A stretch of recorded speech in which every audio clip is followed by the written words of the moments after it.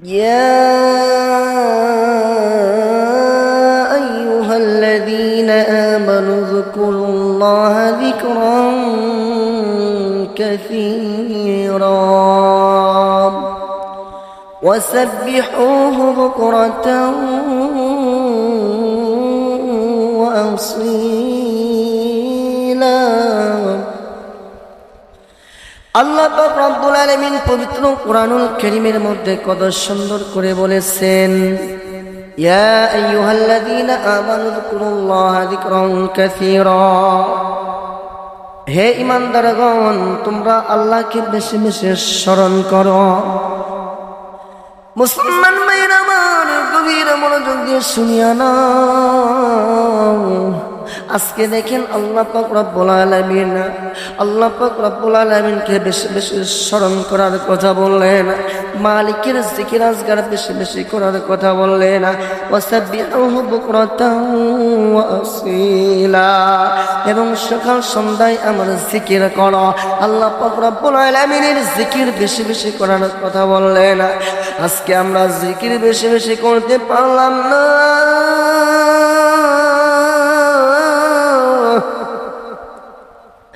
আজকে জবান থেকে গীবতকারী বানাইলাম। হে মুসলমান, আল্লাহ পাক রব্বুল আলামিন আপনাকে আমাকে কথা বলার শক্তি দান করছেন, শুকরিয়া আদায় করো মালিকের। আপনাকে আমাকে কথা বলার শক্তি দান করছেন, মালিকের শুকরিয়া আদায় করো। অনেক মানুষ আছে রে মানুষ, তারা কথা বলতে পারে না।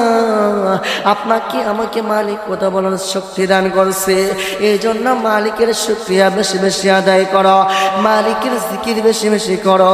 আল্লাহ পাক রব্বুল আলামিন পবিত্র কোরআনুল কারীমের মধ্যে বলেছেন, ইয়া আইয়ুহাল্লাযীনা আমানু যকুরুল্লাহা যিকরান কাসীরা ওয়াসাব্বিহুহু বুকরাতাও ওয়া আসীলা।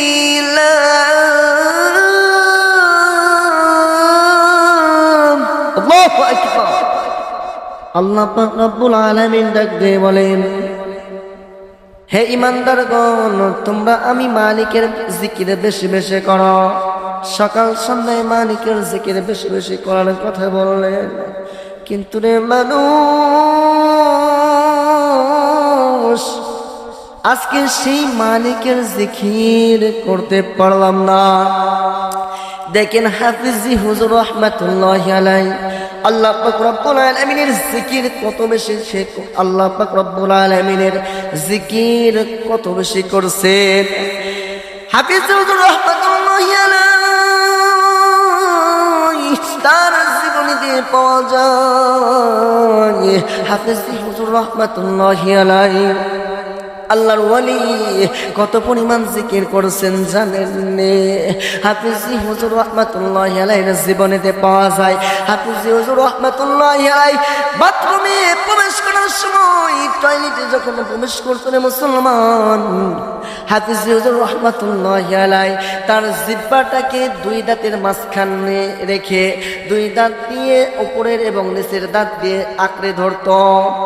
তারপর হাফিজি হুজুর রাহমাতুল্লাহি আলাইহি জররতখানায় প্রবেশ করত। একদিনের ঘটনা, হাফিজি হুজুর রাহমাতুল্লাহি আলাইহি একদিনের ঘটনা, হাফিজি হুজুর রাহমাতুল্লাহি আলাইহি জররতখানা থেকে বের হলেন। হঠাৎ করিয়া হাফিজি হুজুর রাহমাতুল্লাহি আলাইহি খাদেম লক্ষ্য করিয়া দেখে রে, হাফিজি হুজুর রাহমাতুল্লাহি আলাইহির গাল দিয়ে লালসি বেয়ে বেয়ে রক্ত টপ টপ টপ টপ করে পড়ে। খাদেম ডাক দিয়ে বলে, হুজুর কি হইল বুঝলাম না, আপনি ঢুকলেন ভালো মানুষ আর বের হলেন আপনার গাল দিয়ে রক্ত বের হয়ে কেমন বুঝলাম না। হাফিজি হুজুর রাহমাতুল্লাহি আলাইহি কান্না করে ডাক দিয়ে বলেন, খাদেম বাবা, আমার এই জিহ্বাটা বড় বেহায়া হয়ে গেছে। ও খাদেম, আমার এই জিহ্বাটা বড় বেহায়া হয়ে গেছে। হাফিজ হুজুর রাহমাতুল্লাহি আলাইহি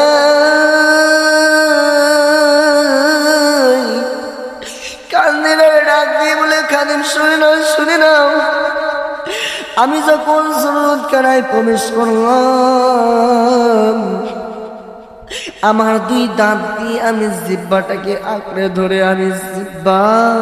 আঁকড়ে ধরে সুরতখানায় প্রবেশ করলাম। আমার জিহ্বাটা বড় বেহায়া হয়ে গেছে।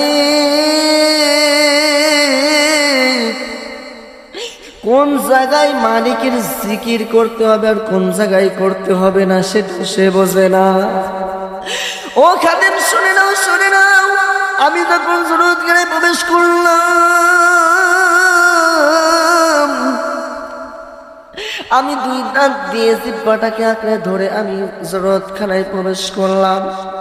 কিন্তু আমার জিহ্বা আমি যত আঁকড়ে কামড় দিয়ে, যত দুই দাঁত দিয়ে চাপ দিয়ে যত বেশি ধরে, ততই আমার জিহ্বার তালু লাফাইতে থাকে আল্লাহ আল্লাহ বলি সুবহানাল্লাহ। ততই আমার জিহ্বাটা আল্লাহ আল্লাহ জিকির করতে চাই।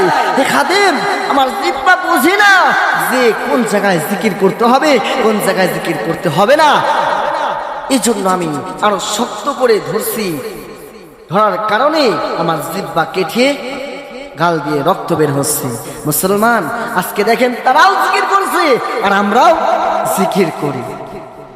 তারাও জিকির করছে, আমরা জিকির করি। এই জন্য আসুন, আল্লাহ রব্বুল আলামিন যত আপনাকে আমাকে কথা বলার শক্তি দান করেছে, এই জন্য মালিকের শুকরিয়া আদায় বেশি বেশি করব এবং মালিকের জিকির বেশি বেশি করব।